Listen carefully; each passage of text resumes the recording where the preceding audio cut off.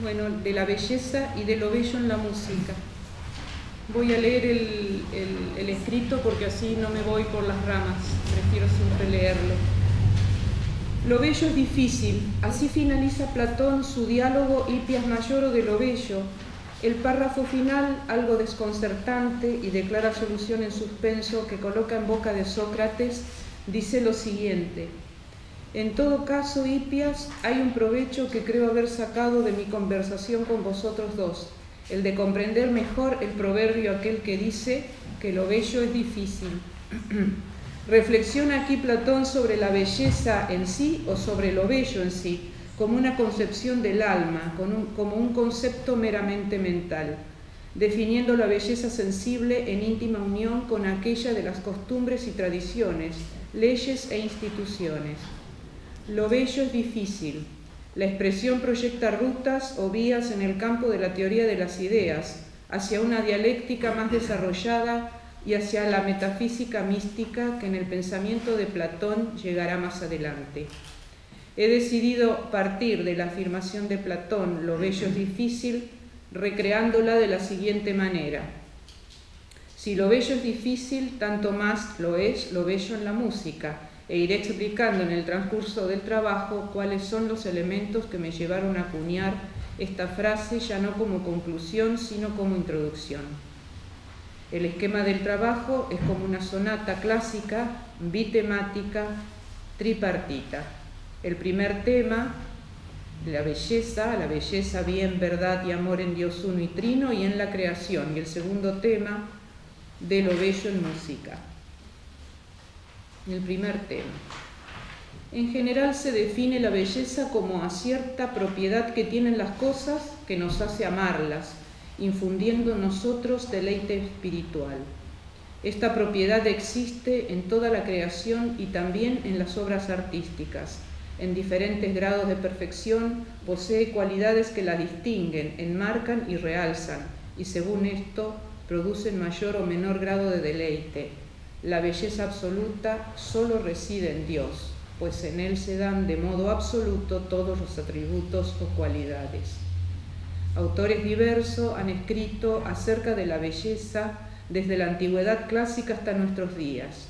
Los pensadores, filósofos, estéticos de todos los tiempos han meditado, analizado y discutido sobre la conceptualización del término belleza en el campo de las ideas, desde la filosofía, la teología mística, la educación, la estética y el arte.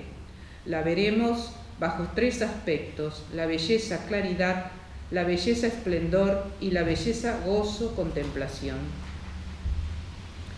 1. La belleza claridad. Bajo esta concepción de belleza, el deleite espiritual surge porque existe una luz que produce claridad e ilumina. Es la belleza bañada de luz, de una luz que la distingue.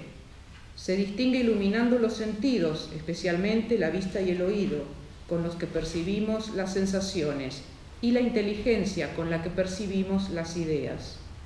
Claridad, integridad y proporción son las tres características clásicas de belleza, ampliamente desarrolladas por Platón, Aristóteles, el pseudo Dionisio Areopagita, San Agustín, Santo Tomás de Aquino. El Areopagita la asocia a la armonía, consonancia y claridad, mientras que Santo Tomás dice que la claridad radica en la forma. Más adelante volveré sobre esto. En el Evangelio de San Juan está expresada claramente a quién se refiere esta claridad y luz cuando Jesús dice: yo soy la luz del mundo, el que me siga no andará en tinieblas, sino que tendrá la luz de la vida. Y más adelante, respondiéndoles a lo que lo acusaban de dar falso testimonio, dice: mi testimonio es verdadero. La quinta estrofa del Cántico de Zacarías dice: por la entrañable misericordia de nuestro Dios nos visitará el sol que nace de lo alto, para iluminar a los que viven en tinieblas y en sombra de muerte, para guiar nuestros pasos por el camino de la paz. La idea de belleza, claridad, luz está íntimamente ligada a la de verdad, sabiduría, bien, bondad, como nombres de Dios. Dice San Gregorio Grigento, hablando de esta luz: dulce es la luz, como dice el Eclesiastés, y es cosa muy buena contemplar con nuestros ojos este sol visible. Sin la luz, en efecto, el mundo se verá privado de su belleza, la vida dejaría de ser tal. Por esto Moisés, el vidente de Dios, había dicho ya antes, y vio Dios que la luz era buena, pero nosotros debemos pensar en aquella magna, verdadera y eterna luz que viniendo a este mundo ilumina a todo hombre, esto es, Cristo, Salvador y Redentor del mundo. Esta luz es la lámpara de la sabiduría. Nadie enciende una candela y la pone escondida en un sótano, ni bajo el celemín, sino sobre el candelero, para alumbrar a los que entran. Cristo, al tomar nuestra carne, se convirtió en lámpara y por esto es llamado luz, es decir, sabiduría y palabra del Padre y de su misma naturaleza. Por ser lámpara nos ilumina, librándonos de las tinieblas de la ignorancia y del mal. Esta lámpara encendida que ilumina nuestra inteligencia debe estar en lo más elevado de la genuina contemplación. 2. Belleza, esplendor. El término esplendor, asociado a belleza, bien y forma, hace referencia aquí a una singularidad o prestancia que la distingue, realza, engrandece y eleva de la idea inicial. Se trata de la belleza en todo su esplendor o magnificencia, aquella que deja huellas y que es arquetípica.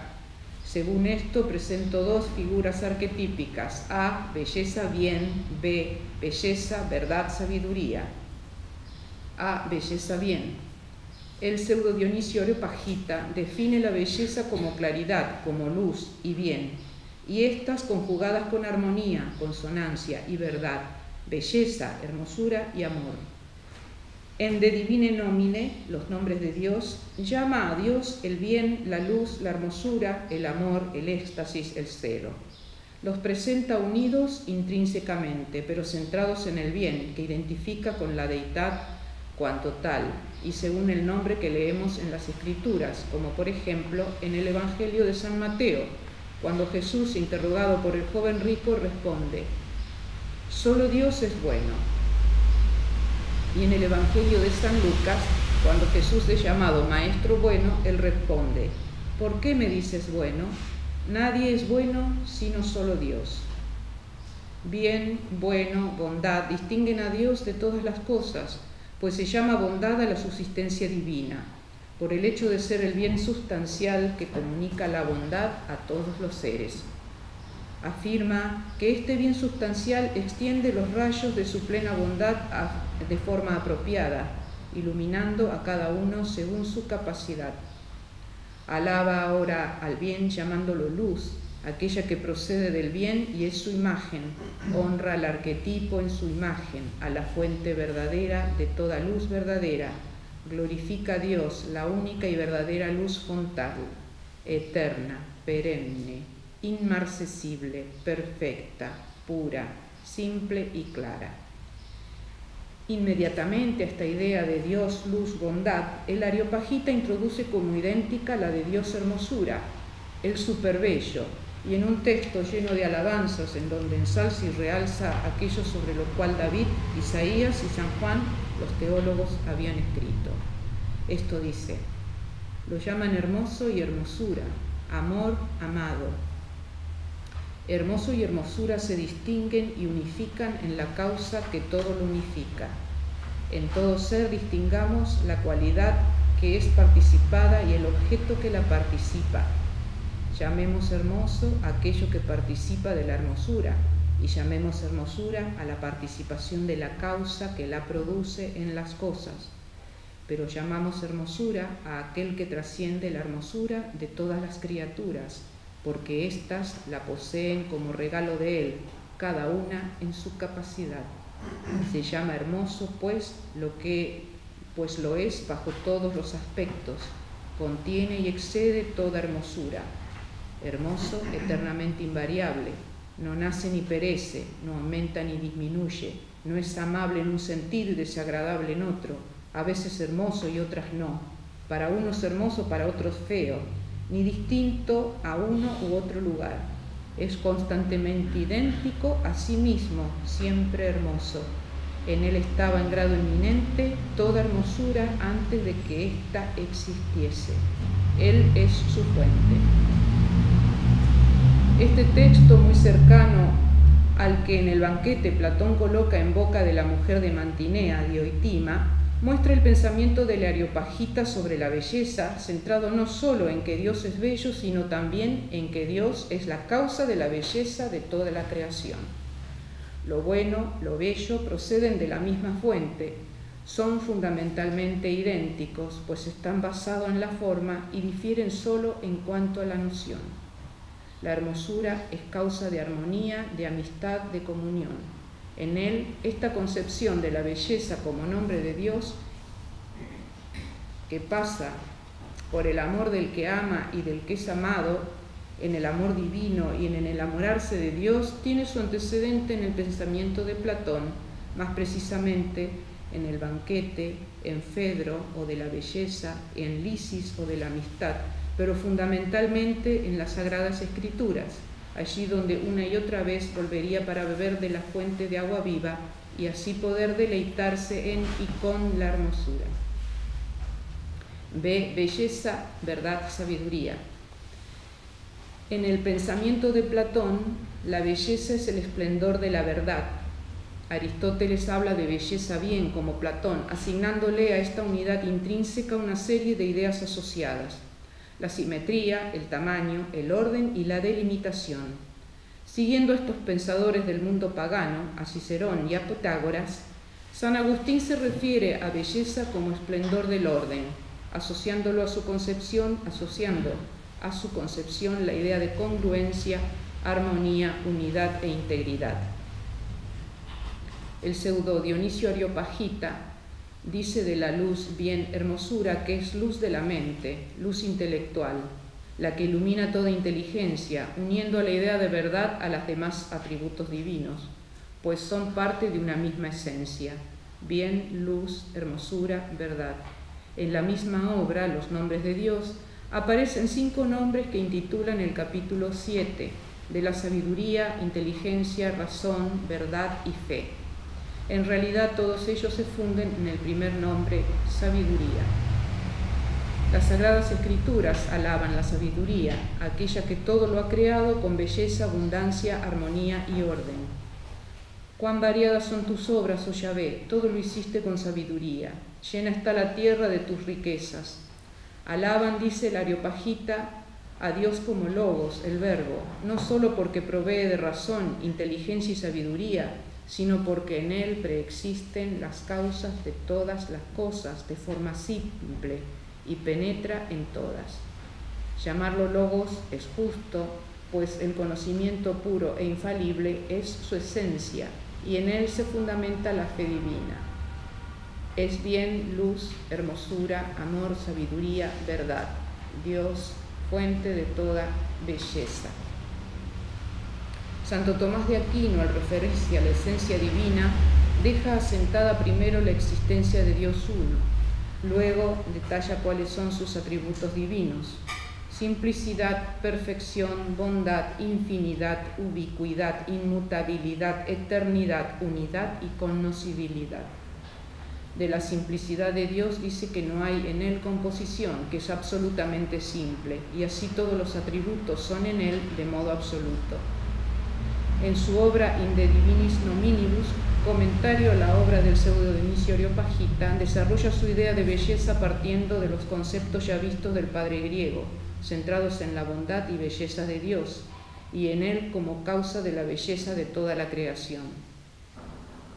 En esta línea, Santo Tomás relaciona claridad con forma, y esta, la forma, es bella en cuanto tiene claridad propia y la proporción de vida.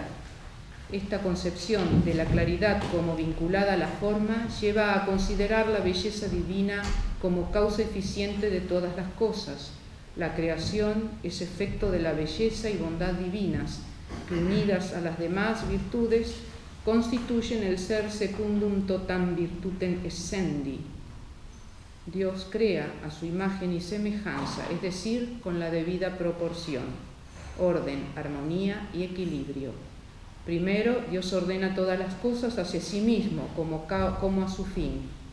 Esta es la armonía o proporción más importante. La ordenación al último fin preside y dirige todos los movimientos, que tienden a los fines intermedios o inmediatos. Todo confluye hacia Dios gracias a la llamada de la belleza que todo lo atrae a sí. Segundo, la belleza separada es causa del orden de las cosas entre sí, y esto porque lo superior está en lo inferior por participación y lo más bajo en lo más alto por excelencia. Es en la Suma Teológica donde Santo Tomás de Aquino agrega a la idea de bien belleza del Areopagita una mirada a la facultad cognoscitiva. Dice que en un sujeto determinado la belleza y la bondad son una misma cosa, pues se fundan en una misma realidad, que es la forma, y por esto lo bueno se considera como bello. Pero lo bello se refiere al poder cognitivo, pues se llama bello aquello cuya vista agrada, y por esto la belleza consiste en la debida proporción, ya que los sentidos se deleitan en las cosas debidamente proporcionadas como en algo semejante a ellos. En De Veritate, Santo Tomás acuña la frase de belleza como esplendor de la forma en las partes proporcionadas de la materia. ¿A qué hace referencia cuando se dice el esplendor de la forma? La expresión se encuentra cercana a la que Platón formulara esplendor de la verdad, ya que lo bello se refiere al poder cognitivo, según quedó demostrado en el párrafo anterior. La palabra latina forma es sinónimo de la griega idea, y de aquí dice que por idea entendamos la forma de una cosa existente fuera de ella. La forma es un ser que existe fuera de él, puede tener dos objetos, o bien servir de ejemplar o modelo de aquello de que es forma, o ser principio de su conocimiento, y así es como la forma de lo conocible está en el que conoce. Claro está que la creación del mundo no fue producto del azar, sino obra de Dios en su entendimiento divino, y como su obra existe en él la forma, idea, a cuya semejanza fue hecha toda la creación. Dice Santo Tomás, Dios no conoce las cosas por ideas existentes fuera de él.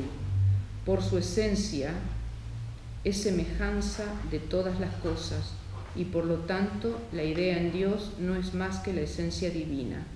Idea y esencia son uno. En los 8 primeros capítulos de la Summa Contra Gentile aborda el tema de la verdad como tema central, el conocimiento, la razón y la fe. En el primer capítulo, dedicado al oficio del sabio, inicia con un texto de Proverbios. Mi paladar saboreará la verdad y mis labios detestarán lo impío. Santo Tomás, a través de este texto de Proverbios, remite una idea de belleza en íntima unión con la idea de verdad y de sabiduría, que en modo absoluto solo puede darse en Dios, pues no hay en él división ni imperfección alguna. La imagen de saborear, algo perteneciente al sentido del gusto, puede asociarse fácilmente a otro sentido, y desde luego al espíritu, y así, mi paladar saboreará la verdad, es como decir, mi alma gozará de la belleza que hay en la verdad. Esplendor de la forma se refiere tanto a la forma exterior sensible, que posee ciertas características, armonías, proporción, integridad, simetría, orden y luz, como a la forma interior inteligible, que es la que se contempla con la mirada interior del alma. Es la plenitud del ser que mira lo trascendente. Dice el padre Sáenz, citando a Maritain, el esplendor de la forma debe entenderse de un esplendor ontológico que se encuentra de una manera u otra revelado a nuestro espíritu, no por una claridad conceptual. Importa evitar en esto todo equívoco. Las palabras claridad, inteligibilidad, luz, que empleamos para caracterizar la función de la forma en el seno de las cosas, no designa necesariamente algo claro e inteligible para nosotros, sino algo claro y luminoso en sí, inteligible en sí, y que suele ser frecuentemente lo que queda oscuro a nuestros ojos. Este sentido secreto es para nosotros tanto más oculto cuanto es más sustancial y profundo. Definir lo bello por el esplendor de la forma es definirlo al mismo tiempo por el esplendor del misterio. Seguimos repitiendo con Platón, lo bello es difícil. ¿Qué cosa hay más bella que la sabiduría? Tercero, la belleza, gozo, contemplación. Santo Tomás define lo bello como aquello cuya vista agrada, aquello cuya sola aprehensión agrada, dice más adelante. Y ya se vio que lo bello es lo mismo que el bien con la sola diferencia de razón. Habla del sentido de la vista, visión, y de lo que es agradable, placentero, como elementos intervinientes en la percepción de lo bello. Se refieren principalmente a lo bello, dice, aquellos sentidos que son más cognoscitivos, como la vista y el oído, al servicio de la razón. Pues hablamos de bellas vistas, bellos sonidos. Con respecto a esta visión, es por un lado ver lo que vemos, por otro es el conocimiento extensivo a todos los sentidos, y por encima de todo esto se extiende al conocimiento intelectual, según aquello de bienaventurados los limpios de corazón, porque ellos verán a Dios. La percepción de lo bello implica conocimiento. El placer surgido de esta percepción es sensible e intelectual, alejado de toda posibilidad de centrar el placer en el placer mismo, como un bien en sí mismo, caprichoso, arbitrario y subjetivo. Debe estar proporcionado a la causa, centrado en el bien superior. Diferenciemos entonces placer, placere, agradar o dar gusto, de gozo, gaudium, como movimiento del alma que se complace dirigiendo su mirada esperanzadamente a la posesión de los bienes superiores y eternos. Es este un gozo que surge de la verdad, la bondad, la belleza y demás atributos de Dios. Para que quede claro, el gozo de lo bello implica un orden trascendental. La belleza de las cosas y de las obras de arte dice en relación directa con el grado de perfección. El poder de reconocerlas como bellas depende de la perfección de nuestra mirada intelectual, de nuestra capacidad de admiración. En este sentido decimos que la creación es la obra maestra de Dios, la mejor obra de arte, la mejor pintura, la mejor sinfonía, la obra de arte total por excelencia y perfección. Gozamos de ella en la medida de nuestras capacidades, sabiendo que no lo hemos visto todo aún, que no hemos escuchado el mejor canto aún, pues nos falta la belleza de la visión beatífica y por esto estamos incompletos. Los santos padres han visto asociado a belleza, al enamorarse de Dios. Dice el libro de la sabiduría, a esta amé y la busqué desde mi juventud y procuré tomarla por esposa y quedé enamorado de su hermosura. Este amor de dilección es el verdadero amor.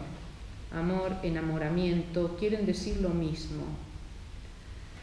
Unión, alianza, con especial referencia al bien y hermosura eternos, dice el Areopagita. Enamorarse de Dios lleva al éxtasis, pues quienes así aman están en el amado más que en sí mismo. La idea de unión mística del alma con Dios encuentra su fuente principal en las Sagradas Escrituras y en la tradición, en donde se halla frecuentemente representada con una escala el camino de ascenso gradual, arduo y sacrificado que el alma debe seguir para llegar a la visión beatífica. Los escalones significan los diferentes grados de ese ascenso. En el Antiguo Testamento está quizás la referencia más remota, cuando Dios se revela a Jacob a través de un sueño, mostrándole, cito, una escalera que se apoyaba en el cielo, en la tierra, y cuya cima tocaba el cielo. Y los ángeles de Dios subían y bajaban por ella, y sobre ella estaba Yahvé. Así está relatado en el Génesis. Hay también un antecedente en la antigüedad clásica. Platón trata la idea del alma, su inmortalidad, el enamoramiento, locura divina y el camino ascendente hacia la deidad a través del mito del carro alado, en su diálogo Fedro o de la belleza, reemplazando la escalera por las alas. Así, el alma perfecta y alada busca elevarse hasta la definitiva unión con el amado para poder contemplarlo en todo el esplendor de su hermosura y obtener la felicidad, pues los dioses quieren la felicidad de aquellos a quienes enloquecen de amor. Tanto la antigüedad clásica como la tradición cristiana ven la contemplación como el camino para alcanzar la felicidad, considerándola como la más excelsa de las bellezas. Es propio de ella percibir y crear belleza. Consiste en el deseo y búsqueda de la verdad, amándola. Más aún, es el conocimiento amoroso de las verdades divinas. La vida contemplativa se comunica e infunde en el alma por el amor de Dios, en cuanto que éste nos inflama en orden a contemplar su belleza. La belleza, dice Santo Tomás, como ya hemos dicho, consiste en cierto esplendor y debida proporción, pero ambos se hallan radicalmente en la razón, a la cual pertenece ordenar en las cosas la claridad y la proporción. Por esto se da la belleza en la vida contemplativa, que consiste en un acto de la razón. De ahí que en el libro de la sabiduría se diga de la contemplación de la verdad: me enamoré de su belleza. En las virtudes morales, por su parte, se halla una belleza participada, en cuanto que participan del orden de la razón, de un modo especial la templanza, que reprime las concupiscencias que más impiden la luz de la razón. El caminar, dejándose guiar por la senda que conduce este conocimiento amoroso de Dios, está descrito con bella profundidad mística por San Juan de la Cruz. 3 de sus obras son las más representativas: La noche oscura de la subida del Monte Carmelo, la más compleja de toda su producción, el Cántico Espiritual y la llama de amor viva. El centro de toda su obra es Dios, el esposo, el amado, el hermoso, en constante diálogo con el alma, la esposa, la amada. Para él, la belleza radica en la vida contemplativa como un camino hacia el gozo definitivo con la belleza, bien, amor, sabiduría, verdad fontal. La canción 36 del Cántico Espiritual, que ahí ustedes tienen en el apunte, dice así: gocémonos, amado, y vámonos a ver en tu hermosura, al monte y al collado, domana el agua pura, entremos más adentro en la espesura. Habiéndose realizado la perfecta unión de amor entre el alma, la esposa y Dios, el amado, el alma canta dichosa pidiéndole al amado 3 cosas que son propias del amor. Primera, querer recibir el gozo y sabor del amor, que corresponde a gocémonos, amado. Segunda, desear hacerse semejante al amado, que corresponde a vámonos a ver en tu hermosura. Tercera, escudriñar y saber las cosas y secretos del mismo amado, que corresponde a entremos más adentro en la espesura. Y vámonos a ver en tu hermosura significa que luego de esta práctica constante de amor llegaremos a vernos en su hermosura, que es en la vida eterna. Dice San Juan de la Cruz: esto es, que de tal manera esté yo transformada en tu hermosura, que siendo semejante en hermosura, nos veamos entre ambos en tu hermosura, teniendo ya tu misma hermosura, de manera que mirando el uno al otro, vea cada uno en el otro su hermosura, siendo la una y la del otro tu hermosura sola, absorta yo en tu hermosura. Y así te veré yo a ti en tu hermosura, y tú a mí en tu hermosura, y yo te veré a ti en tu hermosura, y tú te verás en mí en tu hermosura, y así parezca yo en tu hermosura, y parezcas tú yo en tu hermosura, y mi hermosura sea tu hermosura, y tu hermosura mi hermosura, y así seré yo tú en tu hermosura, y serás tú yo en tu hermosura, porque tu misma hermosura será mi hermosura, y así nos veremos el uno, el otro, en tu hermosura. La canción dice al monte y al collado. Esto es, a la noticia matutina y esencial de Dios, que es el conocimiento del Verbo Divino. significando por el monte su alteza, y al collado, es decir, a la noticia vespertina de Dios, que es sabiduría de Dios en sus criaturas y obras y admirables ordenaciones. Collado, que es más bajo que monte, significa que es más alta la sabiduría vespertina que la matutina. Y el alma pide ambas sabiduría, diciendo al monte y al collado. Clama el alma al amado, entremos más adentro en la espesura, siendo la espesura la profunda e inmensa sabiduría y ciencia de Dios.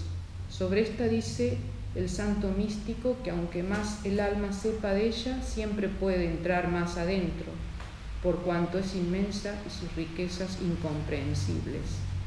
Clama el alma en deseo por entrar a dicha espesura, porque muere en deseo de entrar en el conocimiento de ellos muy adentro, porque el conocer en ellos es deleite inestimable que excede todo sentido. Por esto prefiere pasar por los trabajos más difíciles y penosos, padecer de muchas maneras, pasar por las angustias y trances de la muerte, con tal de verse más adentro en su Dios. Llama a estos trabajos y padecimientos entrar por la espesura de la cruz. El alma que desea ardientemente esta riqueza, que es la sabiduría divina, desea primero el padecer para entrar más adentro en la espesura de la cruz, que es el camino de la vida porque pocos entran. Este es un tema recurrente en la obra de San Juan de la Cruz. Una y otra vez insiste en que ese caminar es arduo, lleno de sacrificios, de tribulaciones. Insiste sobre la necesidad ineludible de un proceso de purificación, catarsis, de todo el ser, de los apetitos y de las potencias del alma. Es una purificación que mira al alma, porque para entrar en estas riquezas de su sabiduría, dice, la puerta es la cruz, que es angosta, y desear entrar por ella es de pocos, mas desear los deleites a que se viene por ella es de muchos. En la noche pasiva del espíritu, la parte final de la subida al Monte Carmelo, de la contemplación tenebrosa, teología mística o sabiduría mística, dice que es oscura, secreta y escala. Oscura porque tan inmensamente resplandeciente es la luz de Dios que excede el entendimiento natural y entonces enceguece y oscurece. Y así, lo que en Dios es luz y claridad más alta, es para el hombre tiniebla más oscura. Secreta porque se comunica e infunde en el alma por amor, por acción del Espíritu Santo, a oscuras del entendimiento, de la memoria y la voluntad. El maestro que la enseña está dentro del alma, sustancialmente, donde no puede llegar el demonio, ni el sentido natural, ni el entendimiento. Y escala, porque para poseer los tesoros del cielo es necesario que el alma ascienda, escale con esfuerzo y humildad, y la aproveche en el amor y conocimiento de Dios y de sí misma. Porque la contemplación es ciencia de amor, la cual es noticia infusa de Dios amorosa, que juntamente va ilustrando y enamorando al alma hasta subirla de grado en grado, hasta Dios, su Criador, porque solo el amor es el que une y junta al alma con Dios. Dios uno y trino, por su infinito amor y bondad, habita en el alma escondido, dándose así la íntima unión de la amada con su amado. En el silencio fructificante y fructificador de esta unión, Él derrama una y otra vez su luz, igualmente trinitaria, que es hermosura, verdad, sabiduría, bondad, amor. Por esta razón, la amada está siempre sedienta, y como la cierva sedienta que busca los torrentes del agua, así ella busca la fuente de agua viva donde beber y quitarse la sed. Mas al cabo descubre que cuanto más bebe, más sed tiene, más deseo de unirse a Dios siente, y cada vez más profundamente. Siempre es más.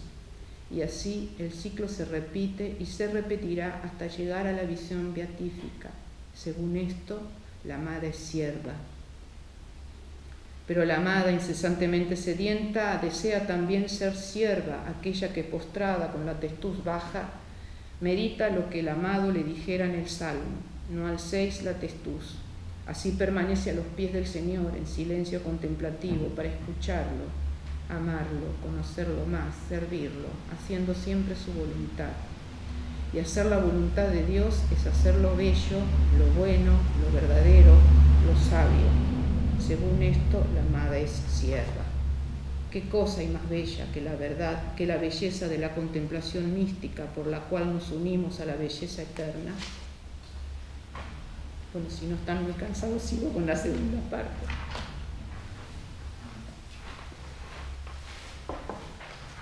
Segundo tema, de lo bello en música. Por el perro Adimanto, apenas sin darnos cuenta, purificamos de nuevo la ciudad que hace poco calificábamos como ciudad molicie. Pues purifiquemos también lo que nos queda. Esto dice Platón en boca de Sócrates antes de iniciar su diálogo con Adimanto en la República. Ya se ha referido a Platón a la belleza en general y ahora dialoga acerca de lo bello en la música. Ya ha resuelto con Adimanto lo referente a la poesía y las armonías, es decir, melodías, y ha explicado lo que cada una de ellas causa en el receptor, y según esto evitarlas si son armonías quejumbrosas, causadas por la lidia mixta, tensa, limitarlas a festines las que son muelles como la jonia y la lidia, y así las demás, pues cada una tiene un ámbito donde desarrollarse. A ellas se les agregarán ritmos convenientes, apropiados a una vida ordenada y valerosa. Platón define las características que debe tener una bella expresión, es decir, una bella interpretación, en la que a la disposición de ánimo se unen la bella dicción, la armonía, la gracia y la euritmia, porque ellas están en relación directa con la simplicidad de carácter, dice, aunque no por cierto con lo que corrientemente se entiende por estupidez, sino con simplicidad que es propia de un carácter en el que resplandecen la verdad y la belleza.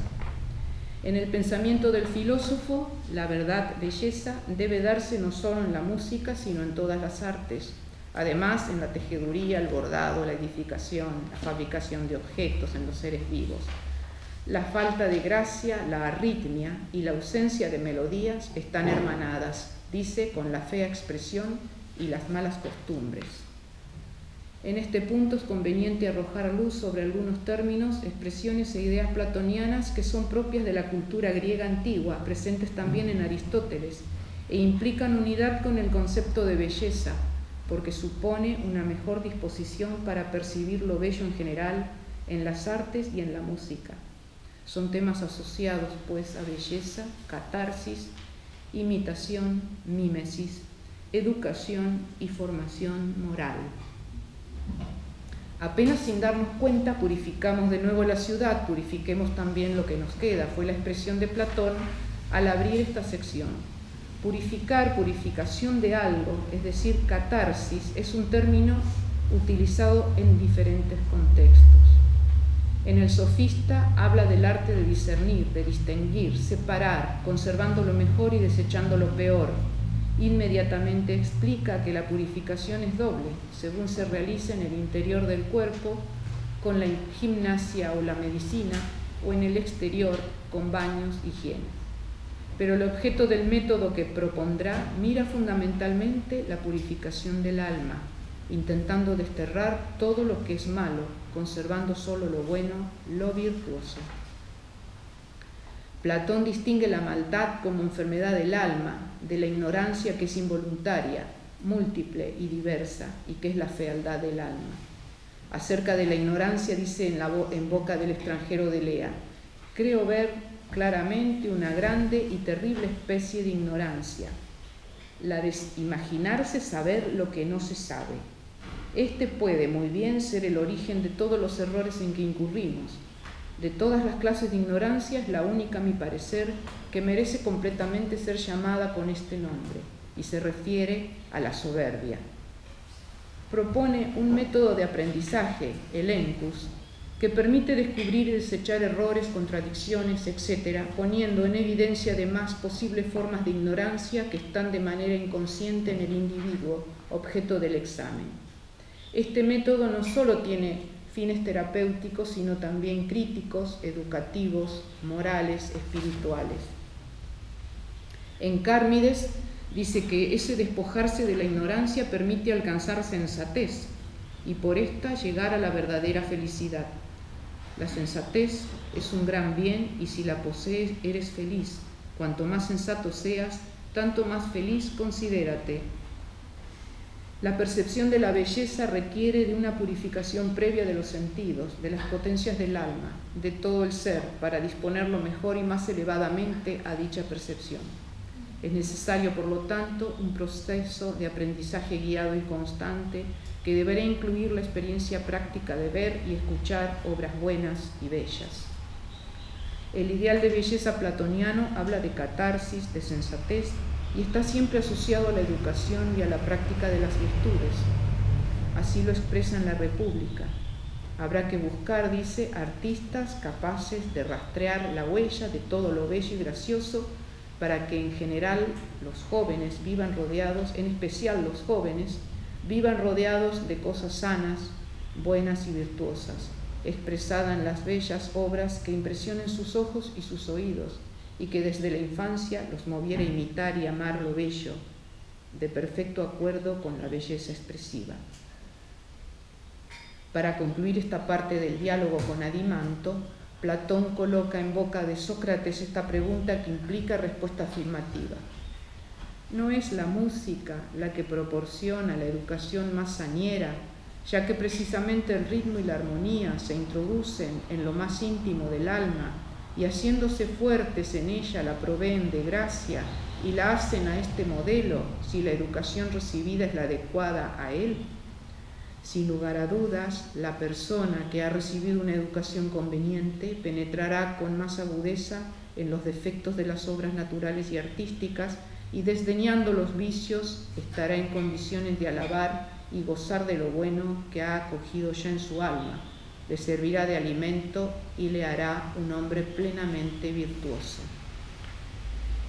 Aristóteles habla de catarsis en dos de sus obras, en la poética y en la política. En poética constituye el mundo literario del filósofo.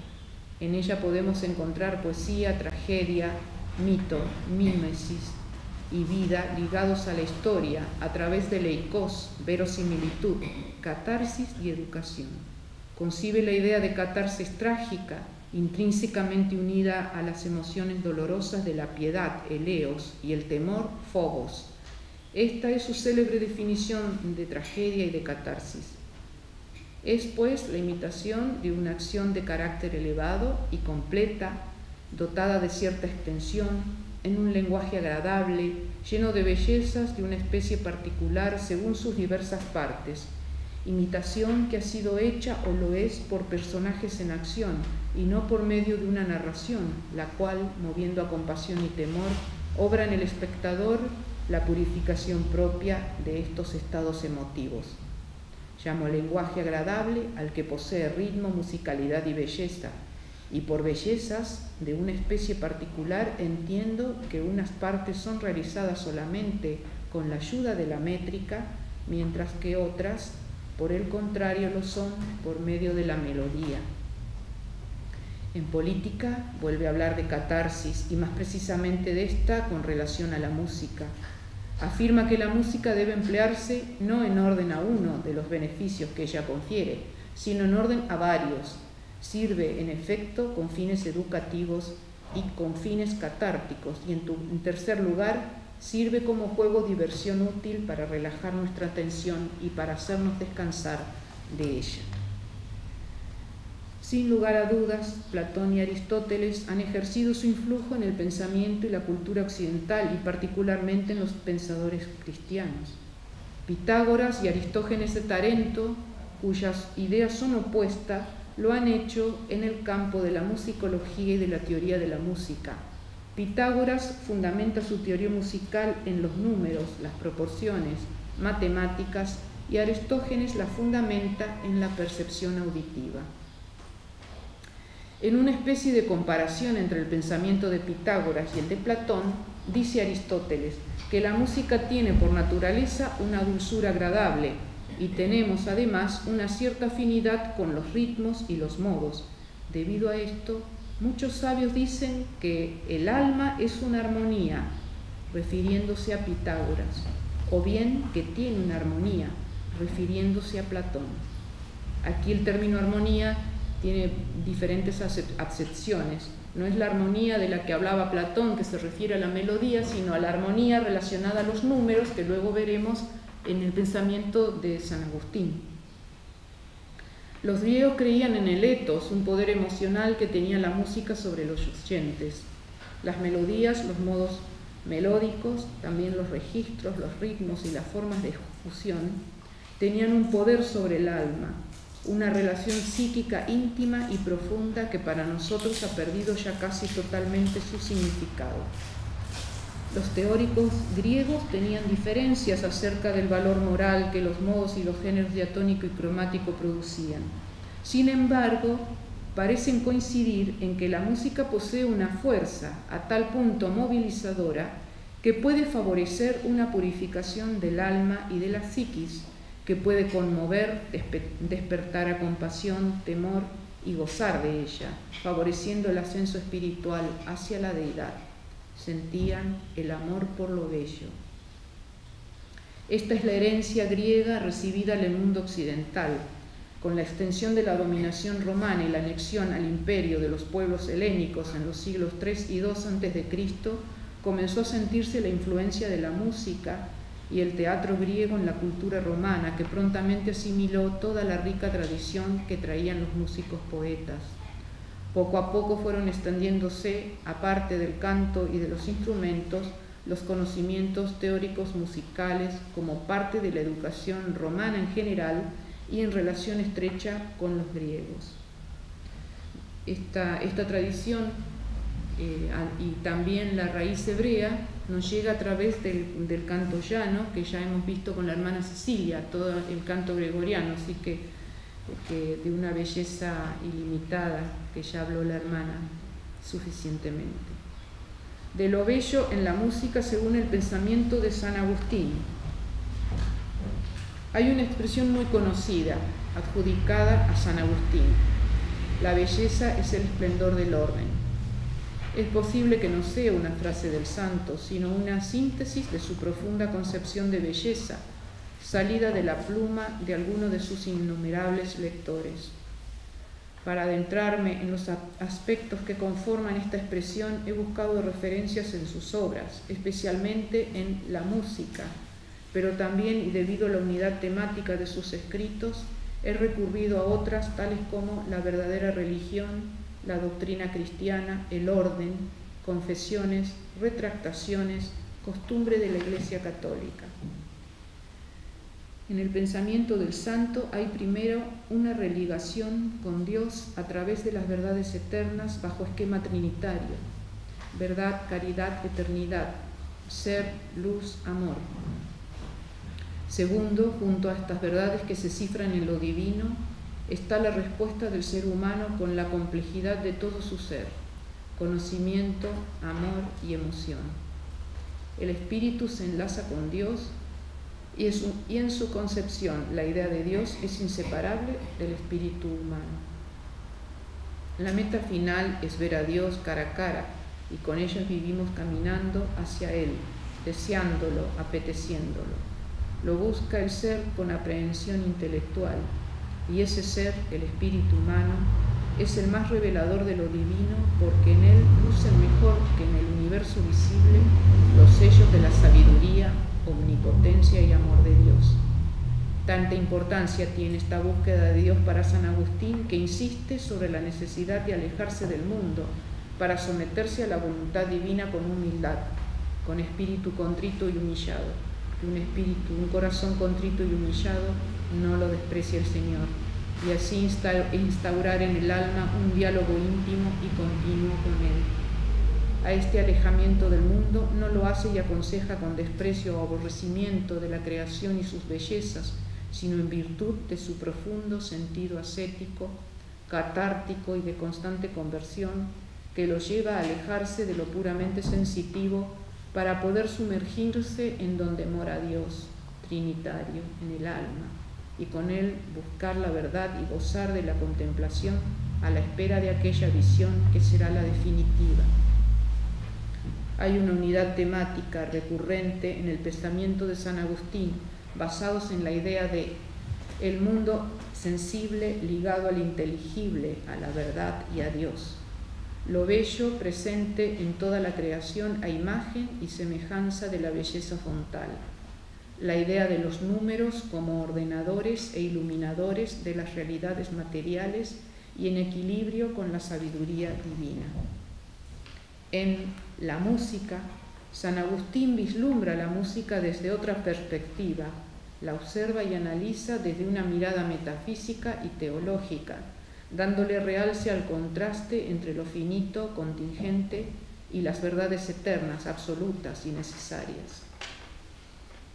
Como Platón escribe en estilo de diálogo, un diálogo que presenta entre el maestro y su discípulo, como si fuera en realidad un diálogo consigo mismo, el de un cristiano neoplatónico profundamente enamorado de Dios, el diálogo del alma arrepentida con su hermosura.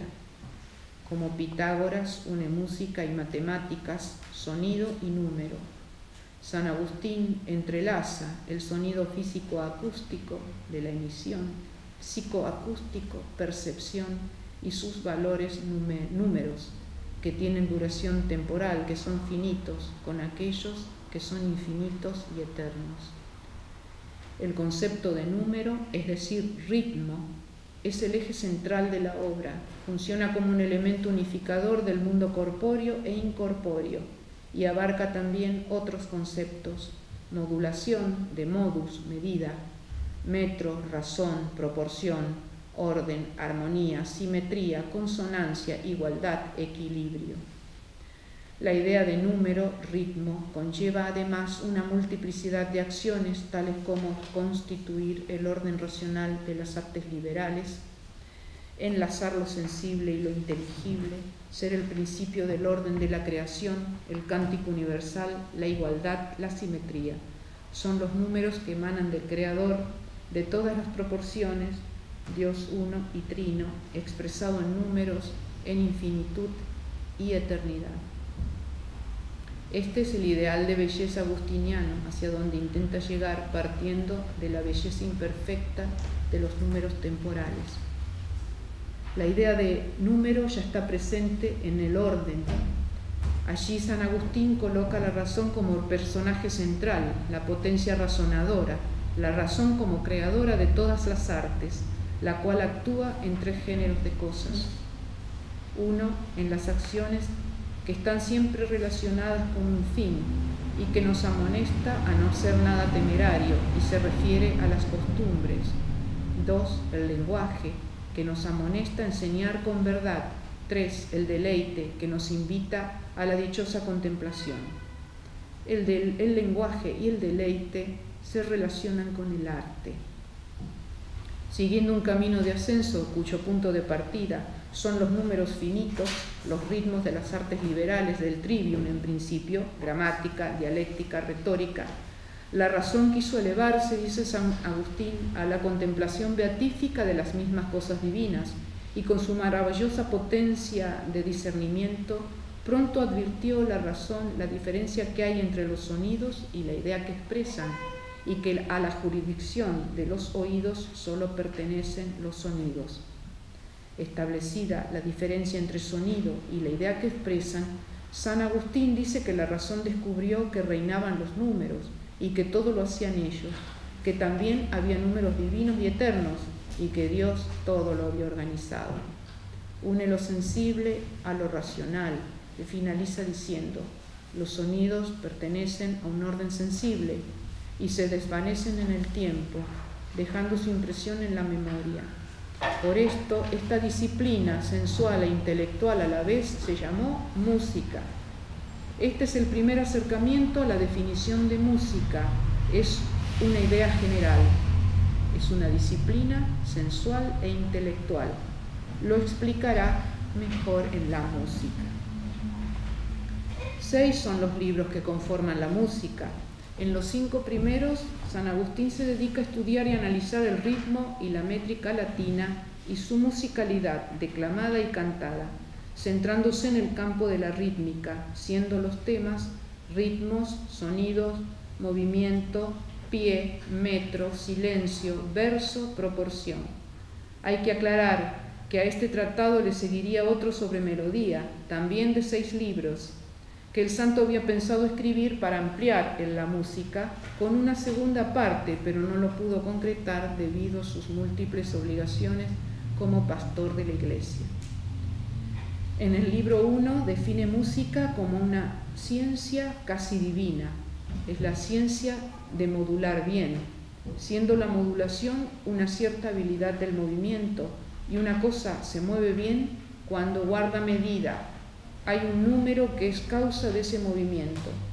Nada se hace bien si no es con buen movimiento, ordenado, proporcionado, armonioso y libre, es decir, que se busca por razón de sí mismo y por sí mismo deleita. Más adelante lo aclara diciendo: la música es el arte del movimiento ordenado, y se puede decir que tiene movimiento ordenado todo aquello que se mueve armoniosamente, guardadas las proporciones de tiempos e intervalos. Una cosa es modular, otra modular bien, pues es preciso considerar que la modulación es propia de todo cantor, con tal de que no se equivoque en las medidas de las palabras y de los sonidos, pero la buena modulación pertenece a esta disciplina liberal, es decir, a la música. La música es una ciencia del modular bien o medir bien. La ciencia está solo en la razón, reside solo en el espíritu y tiene su finalidad en sí misma. El arte es un cierto producto de la razón y por lo tanto, quien no se sirve de la razón no hace uso del arte. La música pertenece a la razón, dice relación directa con la facultad cognoscitiva. San Agustín no separa lo racional de lo sensible, uniendo a esto el concepto de imitación. La música, como arte de los sonidos, une imitación a la razón, un instinto, imitación, memoria y la práctica de adiestramiento técnico-instrumental a la razón. En los libros 3 y 4 suma al metro el silencio como elemento importante dentro del parámetro duración, porque es el encargado de generar articulación, pausa o respiración al fraseo, tanto de la voz hablada, declamada y cantada, como de la voz o línea melódica instrumental. Además, produce expectación, enlace y continuidad con la frase siguiente. La duración del mismo dependerá del metro, de la poesía y de la expresión. El silencio, de alguna manera, compensa produciendo equilibrio. Por lo tanto, cuando un pie suena incompleto, habrá que considerar si esa ausencia queda compensada, completada, con el silencio medido y contado. Por el mismo sentido de equilibrio, el silencio no puede ser menor a un tiempo ni mayor a 4 tiempos, para que suene en dulcísima armonía. San Agustín relaciona el silencio de los números métricos de estos libros con el silencio que se da entre los números del alma y los de su potencia en el libro 6. Bajo el subtítulo de Ritmos del alma, hablando el maestro sobre los 3 tipos de ritmo, memoria, sensación y sonido, dice, refiriéndose a la memoria y sensación, que aún estando en silencio, sin acudir al recuerdo, el alma produce en sí un movimiento rítmico con intervalos de tiempo. Si representara esto en un gráfico, espacio-tiempo daría una suerte de líneas polirrítmicas, polifónicas, mejor dicho, en equilibrio, en donde unas permanecen quietas y otras en movimiento, generándose diferentes texturas con las sumatorias de dichas líneas numéricas. Y en relación tridimensional para mí por la inhabitación trinitaria. Justamente es en el libro 6, Dios, fuente y lugar de los números eternos, el más famoso, dice San Agustín, porque se trata en él asunto muy digno de ser conocido, donde supera los conceptos típicos de un tratado de música, los trasciende y eleva a un plano metafísico y sobrenatural. Aquí está la esencia de toda la obra, el culmen de los libros anteriores. Su intención es que de lo finito se llegue a lo infinito y eterno, de lo corporal a lo incorpóreo. Así lo expresa claramente en la introducción.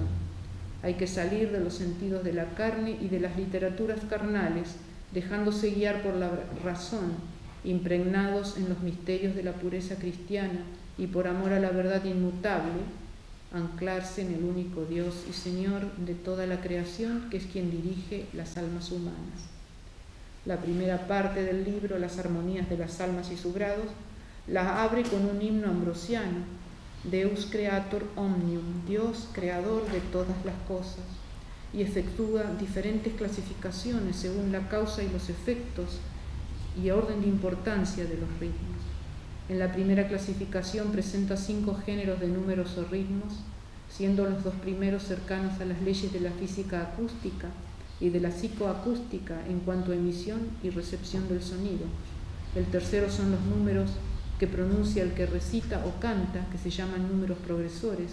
El cuarto son los números de la memoria y el quinto los números del juicio, los más importantes, porque rigen todo. Luego efectúa otras clasificaciones por orden de importancia, de forma escalonada. Son los números del alma, sensación, memoria y razón. Estos números se interactúan entre sí y en el ser humano, y con su entorno, a su vez el entorno que lo rodea con el universo, y todo lo dirige Dios.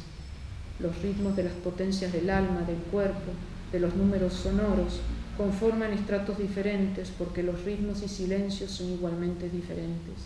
Y como el cuerpo y el alma son una unidad, todos estos números se superponen, constituyendo una textura variable, generalmente polirrítmica, polifónica, porque al menos habrá 2 para realizar los movimientos: el alma que escucha y dialoga con Dios. La carne con sus ritmos lucha contra el espíritu, que responde con los propios para dominarlos y atenuarlos, pero al fin, calmados sus movimientos por los que el alma se sentía tironeada, conducida hacia las cosas exteriores, realiza la paz de la libertad íntima y de este modo conoce que solo Dios es su Señor, el único a quien sirve con libertad suprema. Es una lucha sin tregua, es un camino catártico de los apetitos de las potencias del alma, es una purificación que mira a Dios. Desdichado hombre soy, clama San Agustín con el salmista en innumerables ocasiones. ¿Quién me librará de este cuerpo de muerte? La gracia de Dios por medio de Jesucristo, Señor nuestro. Asegura el santo que sin esta purificación no podremos gozar de aquella verdad inmutable por el cual Dios, Trinidad, cuida de todas las cosas que creó y la define como un cierto andar y navegar hacia la patria, haciendo uso de la buena voluntad y de las buenas costumbres. El corazón debe estar en las cosas superiores, sometido a la igualdad inmutable, eterna, porque en ella se forjan, ordenan y regulan los tiempos como imitaciones de la eternidad, y desde allí rigen las leyes de igualdad, unidad y orden. Se establece así un equilibrio amorosamente ordenado, pues las cosas terrenas se encuentran subordinadas a las celestes, asociándose los movimientos de su tiempo gracias a su armoniosa sucesión al cántico del universo. Con respecto al deleite que produce la belleza, San Agustín enseña que no todas las almas trascienden la belleza misma buscando sus causas. En efecto, con frecuencia el ser humano centra su vista en el deleite en vez de encaminarse a las cosas superiores. Buscan las cosas, lo armonioso, lo bello y lo que deleita, causando placer, es decir, pone los ojos en el placer y no en las causas verdaderas de la belleza. En cambio, el hombre dotado de mirada interior y contemplador del mundo inteligible, gozando de la belleza, la somete a las normas superiores. Las cosas bellas agradan porque son bellas y no al revés, y esto porque son partes semejantes entre sí y se enlazan y reducen a la unidad y conveniencia. Así responde el santo a su famosa pregunta: ¿son las cosas bellas porque agradan o al revés, deleitan porque son bellas?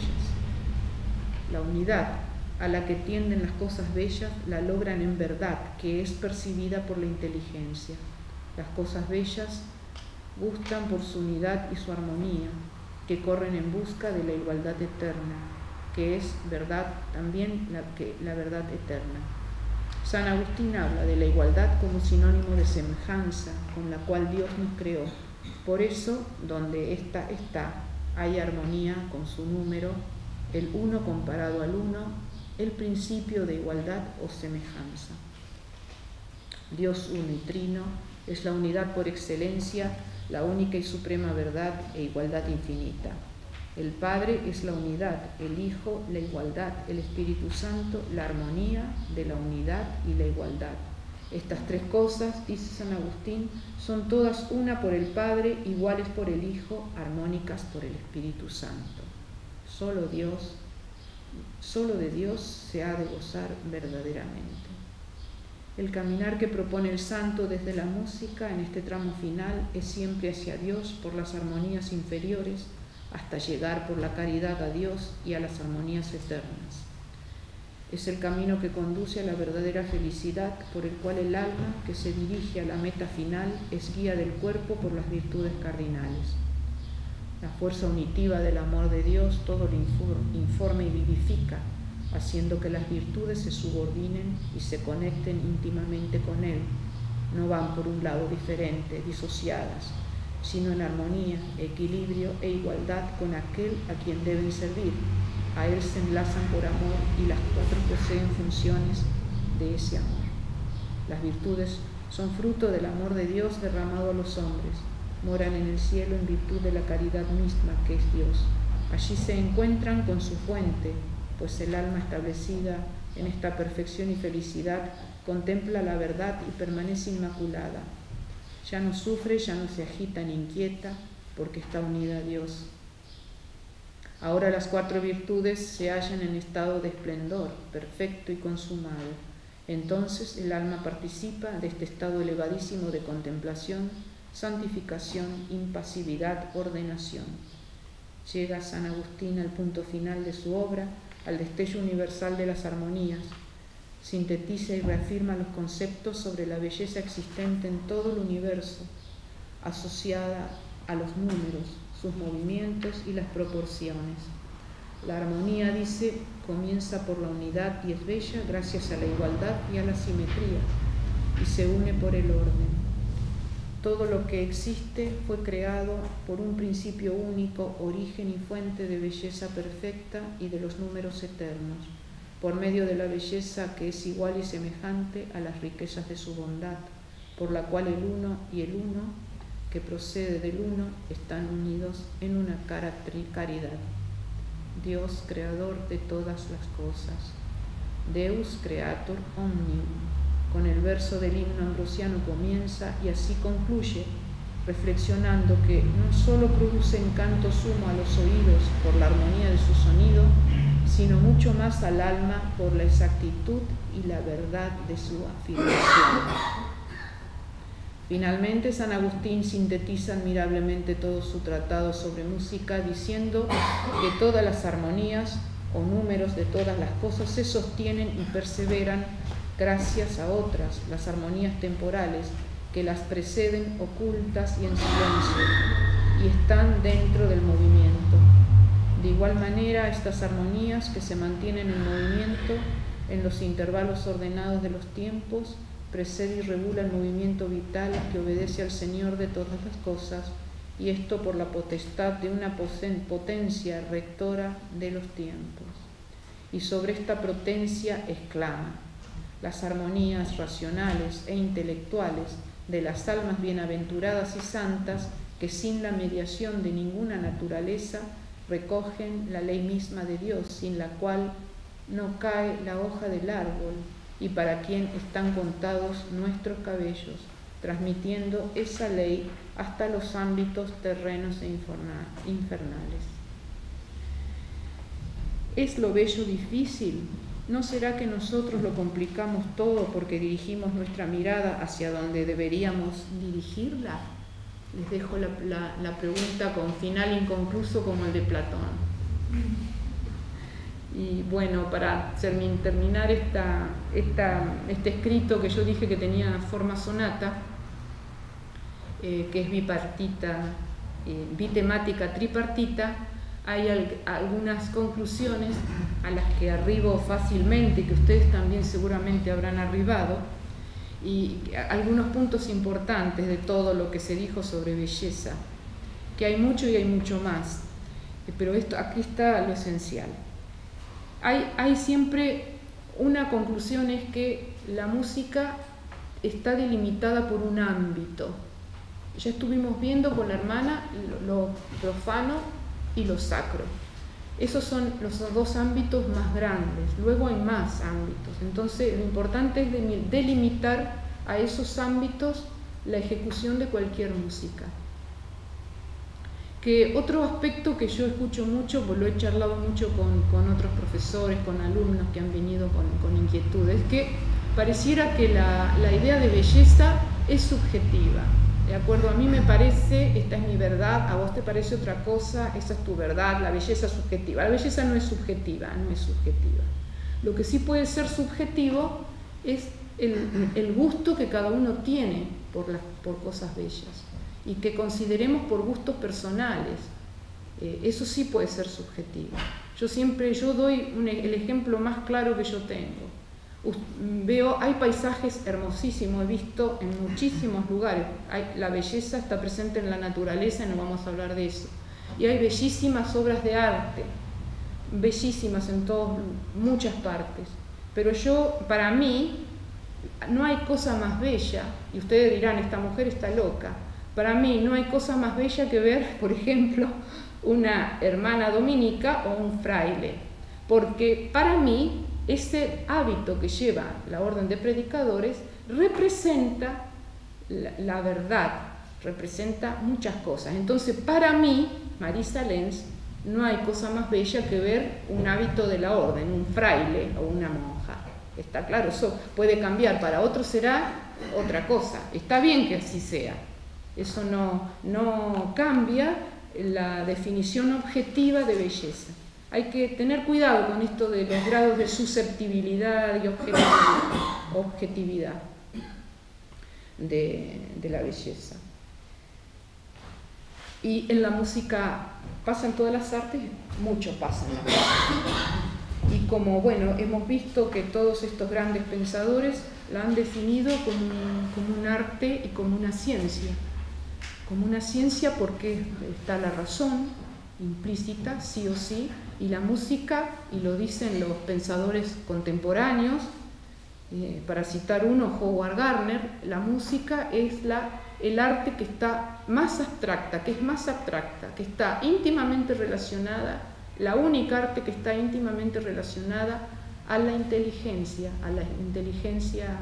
matemática.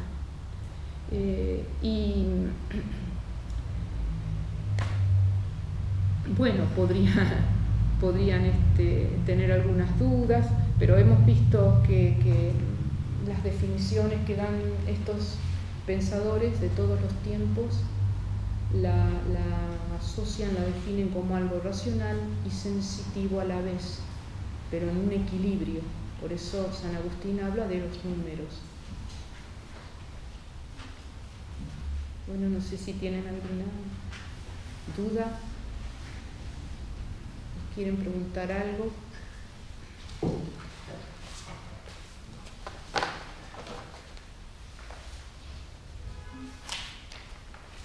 ¿Algún pensador posterior continuó con la reflexión de San Agustín? Exclusivamente del libro de la música. Hay escritos, yo estuve buscando, hay una tesis muy importante de la Universidad de Salamanca, pero muy buena tesis, pero trata solo el libro 1 y el sexto, el 1 y el 6.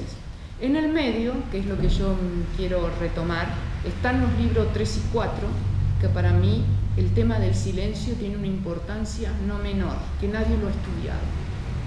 Y si esos libros, que todos están relacionados al sexto, donde San Agustín hace todo su desarrollo metafísico, todos los libros están relacionados al sexto. Por lo tanto, el 3 y el 4 sobre el silencio están relacionados al sexto. Y ahí hay una cosa bellísima que se podría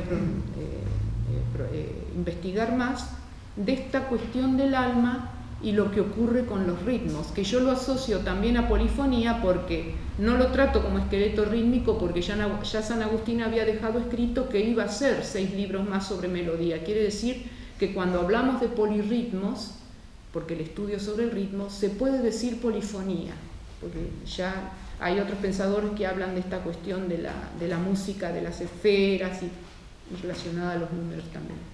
Y entonces todo esto que se da con el alma para mí es sumamente incentivador, porque claro, ocurre en el alma, el alma es una unidad, ¿no es cierto? La persona es una unidad. El alma tiene sus propios ritmos y el cuerpo responde con otros.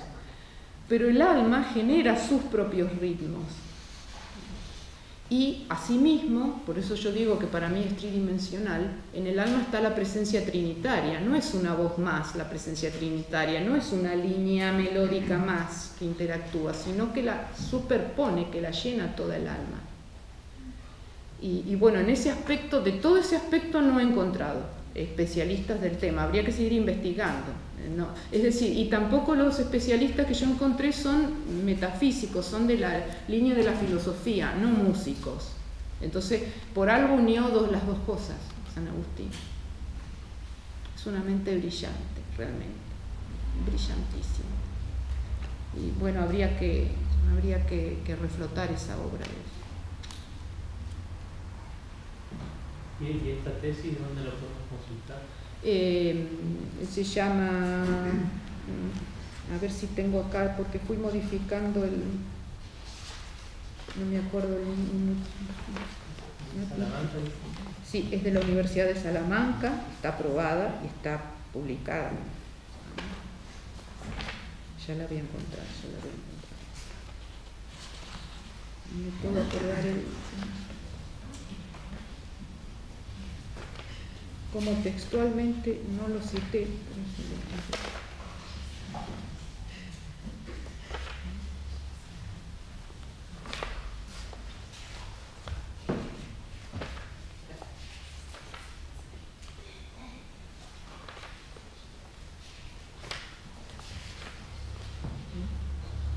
Acá está. Se llama Correa Pavón, Guillermo León. La tesis se llama Numerus, Proporcio en la de música de San Agustín, libros 1 y 6, la tradición pitagórico-platónica, Salamanca, 2009. Correa Pavón, Guillermo. Marisa, muchísimas gracias por esta investigación y que has compartido con nosotros, que nos abre a seguir, volverla a escuchar y ir profundizando. Sí.